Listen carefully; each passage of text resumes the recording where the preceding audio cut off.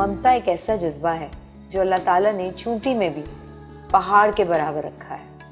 एक मिसाल दी जाती है कि एक औरत बच्चे की पैदाइश के दौरान जितने दर्द से गुजरती है, अगर किसी की बॉडी में एक वक्त में 20 बोन्स एक साथ टूटें तो उससे भी ज़्यादा दर्द होता है उस वक्त। आप अंदाज़ा लगा सकते हैं कि ये हौसला, ये हिम्मत, ये जज्बा, ये बहादुरी सिर्फ़ और सिर्फ माँ में मिलती है। वो चाहे जैसी भी हो, बज़ाहिर दिखने में जैसी भी हो, लेकिन उसका हौसला पहाड़ों की चट्टानों जैसा होता है। आइए आज एक ऐसी ही बाहिम्मत माँ से मैं आपकी मुलाकात करवाती हूँ। आइए मिलते हैं सबीन फातिमा से। अस्सलाम वालेकुम। वालेकुम अस्सलाम। कैसी हैं आप? मैं बिल्कुल ठीक, अल्लाह का शुक्र। और माहम फूड्स कैसा है? माहम फूड भी बहुत ज़बरदस्त, क्योंकि रमज़ान का सिलसिला चल रहा है जी, और बिजनेस भी बहुत अच्छा चल रहा है और अल्लाह ताला का दिल की दुनिया कैसी है? दिल की दुनिया भी बहुत खुश है। हाँ, जब से माहम मेरी ज़िंदगी में आई तो मेरी दुनिया वैसे भी बहुत हैप्पी हो गई। अच्छा, माहम तो एक खुशी लाई थी, लेकिन इससे पहले सबीन की ज़िंदगी में 3 बहुत ही मुश्किल पीरियड्स आए, और वो ये कि सबीन ने बच्चा कंसीव किया। वो बच्चा 5 महीने की मुद्दत तक वो प्रेगनेंसी पहुंचती थी और फिर मिसकैरेज हो जाता था, और इसी तरह ये 3 दफ़ा हुआ। तो सबीन, वो जो सेंस ऑफ लॉस है वो आपको कहीं का नहीं रहने देता। वो एक इतना तकलीफ दे टाइम है किसी भी औरत के लिए, क्योंकि आप वो सारी स्टेजेस से गुजरते हैं और एंड में आपके पास सिवाय याद के, पछतावे के या रोने के कुछ और हाथ नहीं आता। बिल्कुल सही कह रही शाइस्ता कि जब फर्स्ट टाइम इस तरह से हुआ तो जो सिचुएशन मेरी 3 टाइम पे थी, मतलब तीसरा बेबी के टाइम पे थी, वो मेरी फर्स्ट बेबी में इतनी नहीं थी। लेकिन एक दफ़ा लॉस हुआ, 2 दफ़ा हुआ, तीसरी दफ़ा हुआ।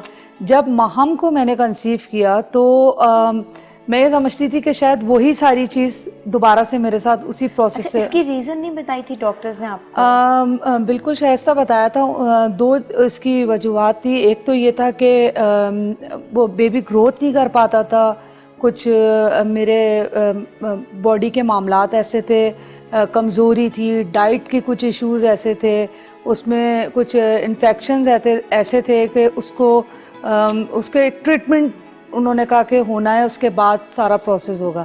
लेकिन ये कि मैंने वो ट्रीटमेंट 3 दफ़ा में करवाए और 3 दफ़ा में मेरे साथ ये लॉस हुआ नहीं रहा। जी। लेकिन जब माहम का सिलसिला जब हुआ, आप तीसरी दफ़ा इस चीज़ से गुजरी, तब तो एक दफ़ा ही इंसान वो नहीं भूलता, वो दुख, वो दर्द आप नहीं भूलते कि एक दफ़ा ऐसा, और फिर बॉडी पे आपकी वो दुनिया नहीं जान सकती, लेकिन मैं एक औरत और माँ होने के नाते जान सकती हूँ कि वो सारा पूरा प्रोसेस इतनी मुशक्क़त है, मेंटल, इमोशनल, एक इतना बड़ा टॉर्चर है, और उसके बाद आप किसी चीज़ के ऊपर एंड करें जिसमें आपका कोई रिजल्ट नहीं निकला, तो इंतहाई तकलीफ दे अमर है। फिर सेकेंड टाइम आपके साथ यही हुआ। फिर जब थर्ड टाइम हुआ तो आप तो अपने आप को बिल्कुल शाइस्ता, थर्ड टाइम तो ऐसा हुआ कि मैं उसके लिए तैयारी नहीं थी, उस प्रोसेस के लिए, और मैंने डॉक्टर से भी मना किया, फैमिली में भी मना किया कि मैं अब इसको DNC नहीं करवाऊंगी या मैं अब इसको प्रोसेस को वैसे नहीं होने दूंगी, मेरा बेबी मेरे पास रहने दें आप। तो इतना ज़्यादा मैं मेंटली डिस्टर्ब हो गई थी। तो फिर मुझे साइकेट्रिस्ट को दिखाया गया, डॉक्टर से मेरी बातचीत हुई, डॉक्टर ने बड़ा मुझे समझाया कि इससे आपकी मौत भी वाकई से हो सकती है, जहर फैल जाएगा।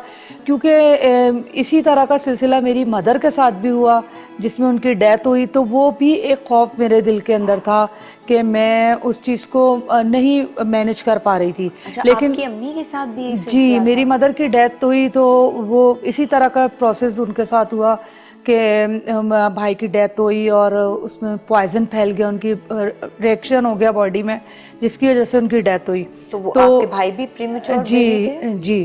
तो वो एक तो वो खौफ भी था मेरे अंदर, फिर तीसरा ये था कि मेरा एक बेबी गया, दूसरा गया, अब ये तीसरा भी मेरे पास से चला जाएगा। तो मैं उसको देने के लिए बिल्कुल भी एग्री नहीं थी। लेकिन जब डॉक्टर से बातचीत हुई, उन्होंने काफ़ी मतलब मुझे समझाया, तो फिर ये मेरा सारा प्रोसेस उन्होंने हुआ। उसके बाद उन्होंने इतना कहा कि अब नेक्स्ट जो आपके बेबी होगा वो तकरीबन 1 से 2 साल का गैप हो, उसके बाद आप बेबी कंसीव कर सकते हैं। लेकिन क्योंकि अल्लाह ताला की कुदरत भी है तो जब महाम का सिलसिला हुआ तो मैं बहुत ज़्यादा परेशान थी और यही सोचती थी कि ये 3 जैसे मेरे साथ लॉस हुए तो अब शायद मेरे चौथा साथ भी ऐसे ऐसे होगा। लेकिन ये कि 5 मंथ लगा, 6, 7, 8 मंथ जब आया तो फिर मैं बहुत ज़्यादा एक्साइटेड हुई कि ये तो अल्लाह ताला ने मुझे एक मौका दिया और महाम का सिलसिला माशाल्लाह से आगे बढ़ता जा रहा है और उन्होंने इसी आपको लगा कि शायद रियलिटी में भी अब ऐसा हो सकेगा? जी बिल्कुल। और अब बहुत सारे मेरे ट्रीटमेंट हुए, इंजेक्शन भी लगे, सब कुछ हुआ, लेकिन वो मेरे 3 बेबी नहीं रुक सके ना। तो लेकिन ये कि महाम का सिलसिला मैंने बिल्कुल ऐसा हो गए थे जैसे सेंसलेस हो जाता है इंसान कि पता नहीं मेरी महाम मुझे मिलेगी नहीं मिलेगी। तो लेकिन ये कि उन्होंने डॉक्टर ने मुझे बहुत समझाया कि आप सीज़र है आपके और हम आपका बेबी ऐसी का ऐसी उठा लेंगे, आपको हम आपके हाथ में देंगे। तो मतलब यानी आपको यकीन नहीं था कि बच्चा आप देख भी सकेंगी, आपके हाथ में भी आएगा? जी बिल्कुल। ऐसे जब मतलब मेरी सिस्टर ने मुझे लाके महाम को दिया कि तुम इसका फेस देख लो, तो मतलब मैं 1 सेकंड के लिए मैंने अपना चेहरा हटा लिया उधर से कि मतलब मुझे यकीन ही नहीं आ रहा था कि मैं इसको देखूँ, कहीं ऐसा तो नहीं कि वैसी सिलसिला हो जाए जैसे पहले मेरे साथ होता था। लेकिन उसने उसके ऐसे हाथ लगा के उसको मूवमेंट उसकी चेक करवाई मुझे और बोला कि तुम देखो माशाल्लाह इतनी प्यारी तुम्हारी बेटी है और हमने इसके चेंज करवाया है, इसके कपड़े बदल रहे हैं, तुम देखो इसको। तो मतलब वो एक ऐसा लम्हा था कि वो मैं शायद अल्फाजों में नहीं बता सकती आपको।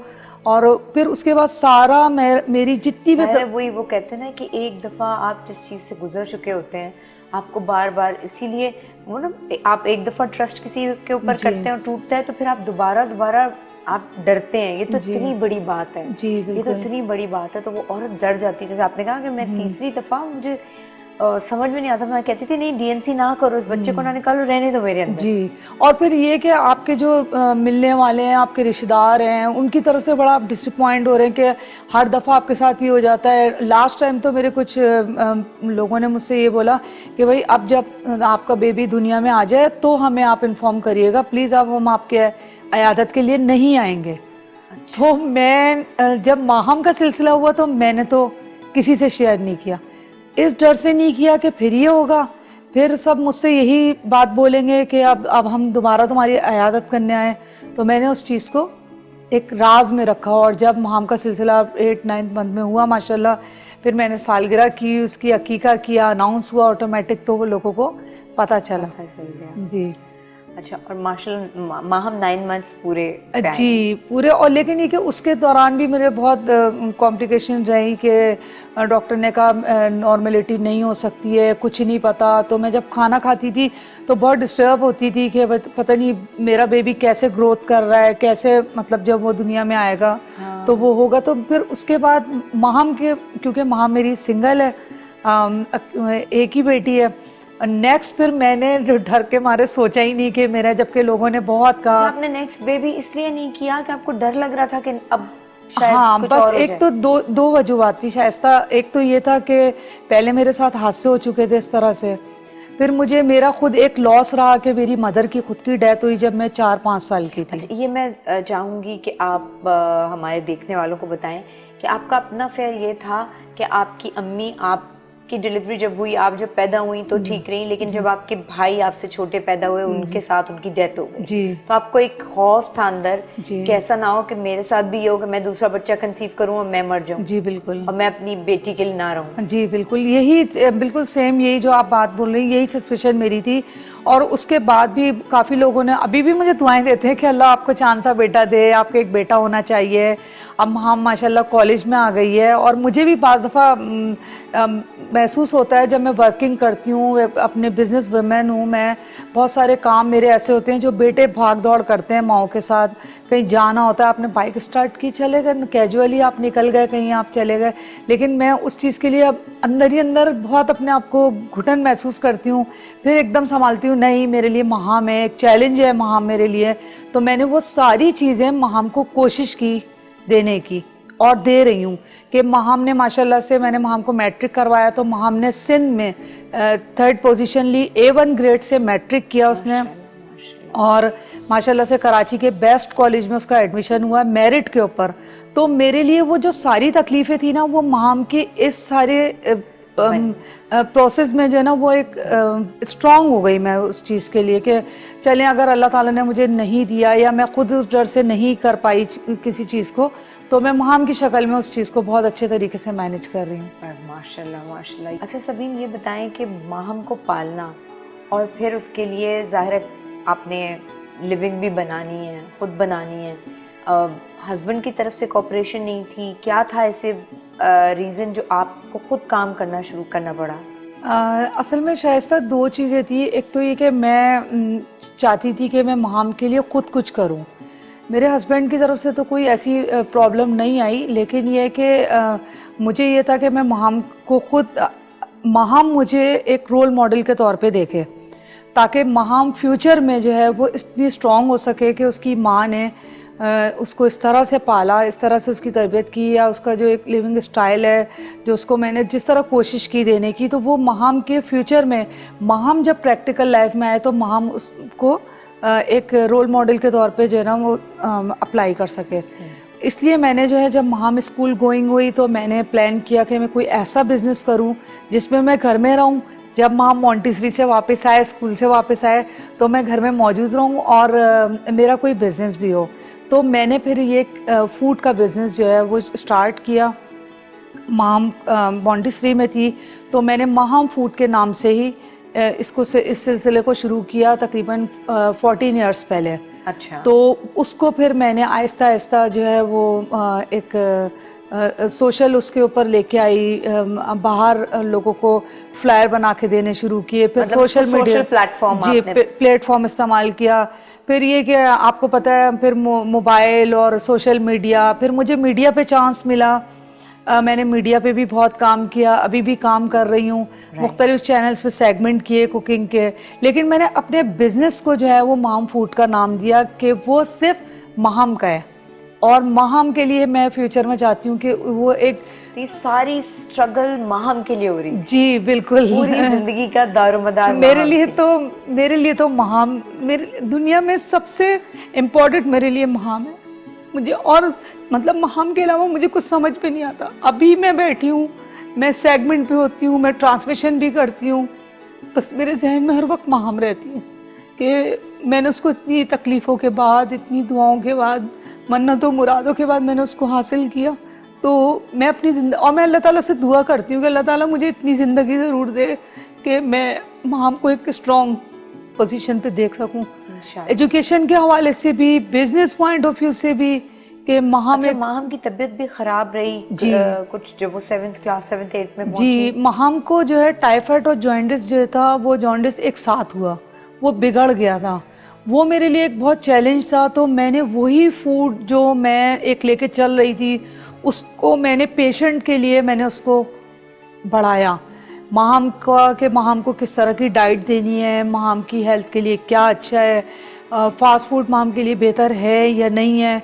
तो मैंने उस दौरान जो महाम को फूड दिया उसको ही मैंने फिर एक फ्रोज़न आइटम के तौर पे भी लॉन्च किया। अच्छा जी, कि ये महाम के लिए बेहतर है तो वो दूसरों के बच्चों के लिए भी बेहतर होगा। अगर महाम ये खा रही है और महाम की हेल्थ के लिए ये चीज़ अच्छी है, तो वो जो हमारे और बच्चे इस्तेमाल करते हैं वो भी उनके लिए भी हेल्दी होगी। तो मैंने उस चीज़ को और ग्रिप बनाती गई और वो एक बिज़नेस की शक्ल में मैंने उसको, फिर मुझे उसके लिए बहुत जिद्दोजहद करनी पड़ी। मैंने उसको रजिस्टर्ड कराया किचन को महाम के नाम से, फिर वो NTN बनवाया। तो जो एक आपको पता है लीगल फॉर्मेलिटीज़ होती हैं वो सारी मैंने की कि उसको। अपने हस्बैंड को भी फिर आप इसी तरफ ले आए? जी, मैंने उनको भी कहा कि आप मेरी हेल्प जो है मेरे फूड के महाम फूड के साथ करें। कितनी मदद की आपके हस्बैंड ने इसमें और कितनी मुखालफत की आपकी? मुखालफत बहुत सी जगहों पे मुखालफत हुई। जैसे जब मैं मीडिया पे आई तो हुई, मैंने बिज़नेस को जब बाहर लेके जाने का कहा तब मेरी मुखालफत उनसे हुई। उन्होंने कहा नहीं आप घर में करिए। मैंने कहा घर में तो मैं कर रही हूँ, लेकिन कुछ जगहों पे उन्होंने मुझे कोऑपरेट किया कि जिसकी वजह से मैं इंटरनेशनल मैंने जाके लाइव कुकिंग की। पाकिस्तान की फ़र्स्ट वुमेन हूँ मैं जो मैंने लाइव कुकिंग की दुबई जुमेरा में। तो उसमें उन्होंने मेरे साथ बड़ा कोऑपरेट किया। फिर मैंने आर्टिकल्स लिखने शुरू किए, उसमें उन्होंने मेरी बहुत हेल्प की और मैं बोलती जाती थी और वो लिखते जाते थे। तो इस तरह से भी उन्होंने मेरे साथ हेल्प की। और तो अल्लाह ताला ने आज मुझे मकाम दिया, इज़्ज़त दी, तो जी। अच्छा, इस सारे सफ़र के दौरान आपने मुझे बताया कि माहम की तो एक वक्त आया जब तबीयत बहुत ख़राब रही, लेकिन आपकी अपनी भी तबीयत बहुत ख़राब रही और आप बर्न हो गई, और इतना बर्न हो गई कि 1 साल तक तकरीबन आपको कपड़े नहीं बल्कि बैंडेज में लपेटा जाता रहा। लेकिन शाइस्ता, ये जो मेरे साथ हादसा हुआ था ये माहम से पहले हुआ। अच्छा जी, ये माहम से पहले हुआ, और इसी वजह से डॉक्टर की एक वजूहत डॉक्टर की बताने की ये भी थी कि आपकी जो वीकनेस है या आपके साथ जो ये हादसा हुआ था, इस वजह से भी आपके जो बेबी प्रॉब्लम्स होते हैं वो इस वजह से भी मिसकैरेजेस जो होते हैं। उस बर्न केस था वो, बर्न हिस्ट्री जी तो हुआ था जी, इस वजह से भी उन्होंने एक अपने शुबात जाहिर किए कि इस वजह से भी हो सकते हैं। हाँ जी। अच्छा। लेकिन आपने इतनी सारी चीज़ें ज़िंदगी की बेयर की हैं, और अब मैं जब मेरे साथ ये हादसा हुआ था, मैं जब जली तो मतलब मुझे लोग सुनते हैं कि भाई मलकुल मौत आती है और ये वो, लेकिन आप ऑनेस्टली बता रही शाइस्ता कि मैंने खुद देखा और मुझे ऐसा महसूस हुआ कि जैसे मेरे पैरों के पास है और मैं ऐसे देख रही हूँ और वो सामने खड़े हैं, और मेरी फैमिली में से कोई कह रहा है नहीं अभी इनको यहाँ रहना है, अभी इनको मौका दिया जाए, उनको चांस दिया जाए ज़िंदगी में, तो फिर वो वापस चले जाते हैं। उसके बाद बहुत सारी मेरी कंडीशन ऐसी रही, लेकिन मैंने माहम के मामले में अपने आप को बहुत मजबूत रखा, और जो कमी मेरे अंदर रही या जिन चीज़ों की मेरे पास कभी पेशी ज़िंदगी में मैंने उठाई, वो मैंने कोशिश की कि माहम वो ना उठा सके। माम को कलाम पाक भी पढ़ाया, बोलना शुरू किया, अम्मा अम्मा उसने बोलना शुरू किया, और मैंने उसको फ़ौरन जो है ना उसकी बिस्मिल्लाह कर दी कि माम अब तुम कुरान शरीफ पढ़ना शुरू कर दो। तो हमने कुरान पढ़ा, फिर उसके बाद जो हमारी दुनियावी जो तालीम एजुकेशन है उस पर मैंने माम को मैट्रिक करवाया। आपने ख्वाहिशात तो बताई, दुआएं भी अपनी बताई कि आपकी माहम के लिए, ज़ाहिर है मैं भी माँ हूँ, बच्चों के लिए बहुत सारी चीज़ें और ख्वाहिशात, इंसान बहुत कुछ सोचता है जी। लेकिन कोई एक ऐसी चीज़ होती है ना कि बस मुझे ये ना दिखाए अल्लाह मियाँ। मैं आप ऑनेस्टली बता रही हूँ शाइस्ता कि अभी मैं आपसे बात करने से पहले मैं यही बात सोच रही थी, और हम लोग बैठे हुए थे तो शेयर कर रही थी कि हर माँ की ख्वाहिश होती है कि हमारे बच्चे का नसीब बहुत अच्छा हो। तो मेरा नसीब भी अल्लाह ताला ने बहुत अच्छा बनाया कि माहम को मुझे दिया, और माँ का रुतबा मुझे अल्लाह ताला ने दिया, मिला मुझे। लेकिन ये कि कुछ जगहों पे मैं कहती हूँ कि माहम का जो है, मैं ये बर्दाश्त नहीं कर सकती कि माहम को किसी भी किस्म की कोई तकलीफ़ हो, क्योंकि जो तकलीफ़ मैंने उठाई, या मैं अभी भी समझती हूँ कि माहम बाय नेचर भी बहुत इस तरह की कि खामोश रहती है। हाँ, तो मैं माहम से बोलती हूँ, माहम तुम कुछ बोला करो, माहम को तुम्हें कुछ सीखना है। हाँ, मुझे सीखना है। कैलीग्राफी करती है वो, खत्ताती करती है, माशाल्लाह से लिखती है और पोइट्री लिखती है, तो उस चीज़ के अंदर माहम का बहुत कॉन्सेंट्रेट करती। जी ठीक है, हमारी दुआ है सबीन कि आपको कभी अपनी बेटी के सिलसिले में मुश्किल वक्त को ना देखना पड़े और ना उस बच्ची को देखना पड़े। बहुत शुक्रिया। अम्मी जान विद शाइस्ता लोधी में आपको ये एसएल बेसिक्स की तरफ से एक छोटा सा गिफ्ट हैम्पर आपके लिए। आपका बहुत बहुत शुक्रिया। हमारी दुआ है कि आपको कभी अपनी बेटी के सिलसिले में कोई मुश्किल वक्त ना देखना पड़े और ना उस बच्ची को। बहुत शुक्रिया शाइस्ता। बहुत शुक्रिया सबीन, आपसे मिल के बहुत अच्छा लगा।